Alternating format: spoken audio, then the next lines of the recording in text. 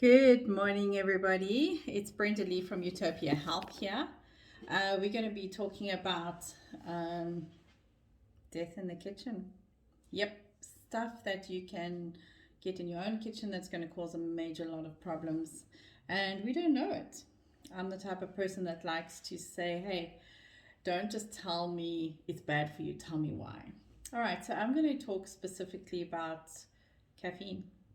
It's also a tea. And I just want to read something from Ministry of Healing. Tea acts as a stimulant and to a certain extent produces intoxication. The action of coffee and many other popular drinks is similar. The first effect is exhilarating. The nerves of the stomach are excited. These convey irritation to the brain, and this in turn is aroused to impart increased action in the heart and a short-lived energy to the entire system. Short-lived energy. Fatigue is forgotten, the strength seems to be increased, and the intellect is aroused and the imagination becomes more vivid. Don't you agree? That's what caffeine does. It's the lift-me-upper. Because of these results, many suppose that their tea or coffee is doing them great good, but this is a mistake. Tea and coffee do not nourish the system. The effects is produced before there has any time for digestion and assimilation, and what seems to be strength is only nervous excitement. When the influence of the stimulant is gone, the unnatural force abates, and the result is a corresponding degree of languor and debility. Headaches, wakefulness, palpitation of the heart, indigestion, trembling, and many other evils follow. For they wear away the life forces. Tired nerves need rest and quiet instead of an overworked. Nature needs time to recuperate the exhausted energies. When her forces are goaded on by the use of stimulants, more will accomplish for a time. But as the system becomes debilitated by the constant use, it gradually becomes more difficult to arouse the energies to the desired point. Okay, so you can continue reading that in Ministry of Healing, page 326, paragraph 1, 2, 3. All right, so I'm going to tell you why she's so right, and she knew this so long ago. Our cells don't see that it smells good, it tastes good, it is gezellig. I'm going to sit down with my friends and enjoy a cup of coffee. No. Your cells see everything as a poison or a food. And caffeine is a poison, so it goes into 100% action to try and save your life from this poison. So what happens is it hits the pancreas. Pancreas increases, your adrenal glands. Adrenal glands shoot adrenaline in your bloodstream. And you have this very quick, very fast spike. And to bring that spike down, because you would go into a diabetic coma if that spike continues. So to bring it down, insulin is made by your pancreas to inject into the bloodstream, and that brings it down very quickly, very fast. So what you get is you get the shakes and you're like irritable and you want another fix-me-upper. So you take another cup of coffee or something to lift you up, like refined foods, for example. Right, so then what also it does, it's your brain neurocells have little doorways called receptors, and they receive and send thousands of bits of information per minute. So what happens is those are forced open, and now your cells cannot close to rest like it would normally do when it's overworked. Now it's getting overworked, overexcited, and guess what? They're dying by thousands just because a cup of coffee. So for every cup of coffee, what are you doing? Yep, you're killing brain cells. You don't want to kill brain cells. All right, so what else does it do? I'm going to tell you now. It increases the catecholamines. Those are your stress hormones, and those are the ones that you think, I need coffee because I'm stressed. No, they actually increase it, which increases the insulin, which causes diabetes, because now you're getting insulin, increases the inflammation in your body, and it makes you really feel lousy.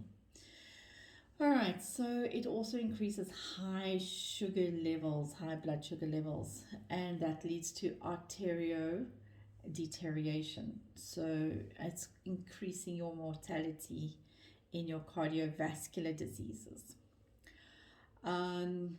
It also increases your high triglycerides, your LDL, which is your low density lipoprotein, and your VLD, which is your very low density lipoprotein. And now that increases also cardiovascular disease.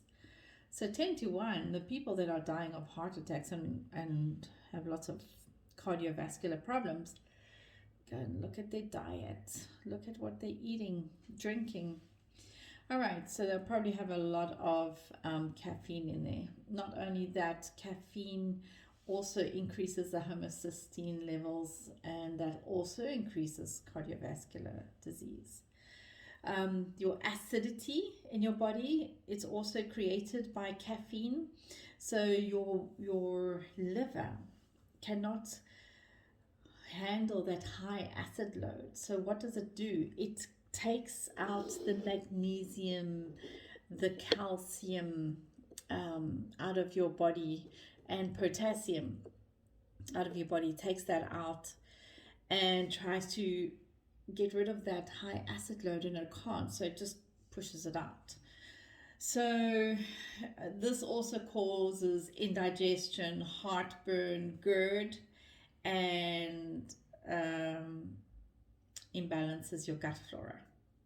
So you have a not good gut, and we know that our gut needs to work properly for our body to function properly. Right, so we can also know that when we are addicted to caffeine, our body gets the energy from the caffeine and not from our own source. So we start looking for that energy in a cup of coffee, and it just becomes more and more, oh, I'm so tired, I need some coffee, and you drink some coffee. That's the problem. Yeah, so the addictions are very important there. Now, 5-HIA, which is an organic acid and compound of the neurotransmitter serotonin, which is your happy hormones, that actually causes a problem. So your serotonin is lowering the production. The caffeine is lowering the production of serotonin. And serotonin is very necessary, not only for your happy, good, feely things, it's also very important for your mood, your digestion, your bowel functions, your energy levels. So it's a lot, but it needs a lot, it takes a lot. This is a bit wonky, sorry. Let me just see if I can get you sorted here. Alright, I hope you can all hear me, because there's lots of stuff going in there. Maybe I should just turn this around like this. Alright, okay, so you're with me there. Increases depression. So people that are on any type of medication like antidepressants, thyroid medication, it actually increases your bad symptoms. So it increases the thyroid problems, increases the depression problems. So it's not going to, your pills are not going to work. So you need to really look at that. So it interferes with the normal drug metabolism and the detoxification of the liver. This thing is not working so well. All right. So let's go to another few effects just very quickly. Our time is up. Insomnia, nervousness, restlessness, stomach irritation, nauseous, vomiting, increases your heart rate, palpitations, your respiration, so the way that you're breathing. It also causes sleep disorders. Yeah, it will increase disease symptoms, like if you got HIV, so it makes it worse. Don't take coffee. It increases headaches, so your headaches are more intense. Anxiety is more intense. Agitation is more intense. Chest pains, ringing in the ears. That's all from caffeine. Bipolar, it will increase your bipolar symptoms. Bleeding disorders, don't take caffeine.